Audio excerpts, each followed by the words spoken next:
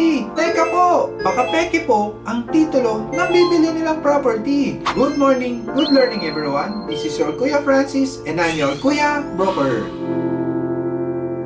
Mga ka-property, paano po ba natin malalaman kung tunay or peke ang titulong bibili natin? Marami na po ang naloko, kaya wag na po sana kayo maging isa sa kanila. Here are the easy steps para malaman natin kung tunay ang titulo. Number 1, kumuha po tayo ng certified true copy sa Registry of Deeds. Number 2, bukod sa Xerox ng title, kumuha po tayo ng certified true copy ng tax declaration. At i-check natin sa tax declaration kung tugma ang details ng property sa title number. Number 3, huwag mag-base ng kulay sa title. Iba-iba ang kulay ng title at iba-iba rin ang security features. Step 4, i-check po natin ang watermark at ang papel. Dapat hindi ordinary paper. Number 5, kung cash buyer po kayo, maigi i-verify yung title bago magbayad. Mga ka-property, huwag po tayong magpaloko. Sundin po natin ang mga steps na to. Kung may tanong po kayo, isulat nyo lang po sa comment section below. At kung gusto mo na walang maloko sa mahal mo sa buhay at sa mga kaibigan mo, i-share nyo na po ang video na to. Again, this is your Kuya Broker. God bless po sa ating lahat.